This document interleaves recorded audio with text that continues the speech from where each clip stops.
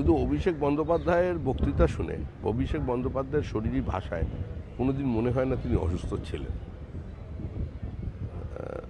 ওনার আমরা সুস্থতা কামনা করি, ওনার আরোগ্য কামনা করি, ওনার দ্রুত যাতে ওনার শরীরের অবস্থা ঠিক হয় সেটাও আমরা চাইছি, উনি দীর্ঘজীবী হন। কিন্তু উনি কলকাতায় ডিজে বাজাতে পারবেন না। ওনাকে ডিজে বাজাতে গেলে আপাতত বিদেশেই বাজাতে হবে, যেটা উনি চাইছেন।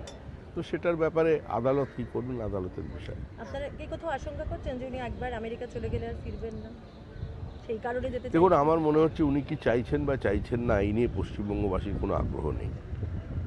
তৃণমূল গৃহীত, পরীক্ষিত এবং পরিত্যক্ত। তৃণমূলের বিসর্জন সম্পূর্ণ। এখন ভেতরে একটা কাঠামো আছে, মাটিগুলো গলে গলে চলে যাচ্ছে। ওই কাঠামোটা তুলে আনার মতো কোনো লোক নেই এই মুহূর্তে পশ্চিমবঙ্গে। তৃণমূলের পতাকা লাগাবার কোনো লোক নেই, আর বিজেপির পতাকা খোলার কোনো লোক নেই। সিপিআইএমের আমলে পশ্চিমবঙ্গ ছিল সেফ প্যাসেজ। তৃণমূল কংগ্রেসের মৌলবাদের কাছে আত্মসমর্পণ এবং ব্লক ভোটের স্বার্থে ধর্মান্ধতা, র্যাডিক্যালাইজেশনকে প্রশ্রয় দেওয়ার কারণে আজ পশ্চিমবঙ্গ সেফ হোম। এর আগেও খাগড়াগড় ঘটেছে, আইএসআইএসের জঙ্গি ধরা পড়েছে, 26/11 ঘটনার সঙ্গে কলকাতার লিঙ্ক পাওয়া গেছে।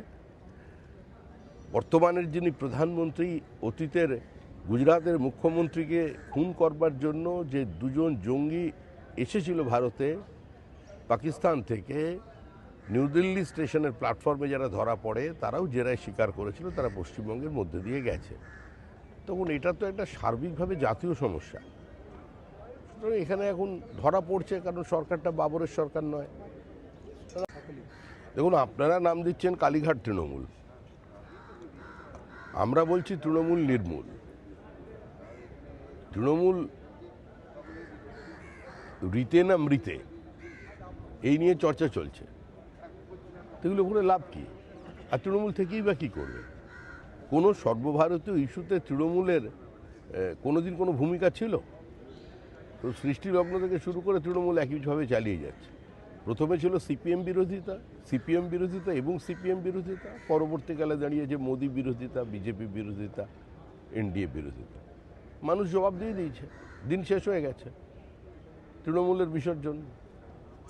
মুখ্যমন্ত্রী দিল্লি আসছেন, এনসিপিআই সাংসদদের সঙ্গে বৈঠক। পরিবর্তনের পর আপনাদের বিরুদ্ধে এরকম অভিযোগ উঠছে, মামলা দেওয়া হচ্ছে, ঘরে ঢুকতে পারছে না। দেখুন, কারোর বিরুদ্ধে যদি এরকম সুনির্দিষ্ট অভিযোগ থাকে তো স্বাভাবিকভাবেই পুলিশ এখানে অ্যাকশন নেবে।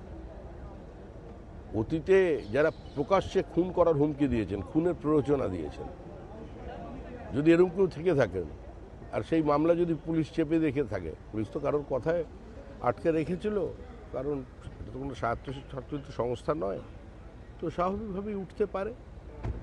তবে মুখ্যমন্ত্রী কী কারণে আসছেন আর কার সঙ্গে বৈঠক করছেন এ বিষয়ে আমার কিছু জানার নেই। পার্টির এটা এজেন্ডা নয় কাউকে ডিম ছোঁড়া, মামলা দেওয়া, এগুলো আমাদের মধ্যে নয়। যেটা হবে সেটা আইন মেনে হবে। যা করবেন মুখ্যমন্ত্রী করবেন, তিনিই পুলিশ মন্ত্রী, ব্যবস্থা নেবেন। আর ডিম ছোঁড়া তো এমনি একটা মোটামুটি অনেক দিন ধরে চলছে, এখনও বন্ধ হয়েছে কিনা, হয়েছে বলে মনে হচ্ছে। আবার একজন আমার সঙ্গে সাংসদ দেখা হয়েছিল, তিনি বলছেন তাকে দেখে ডিম ছুঁড়েছে।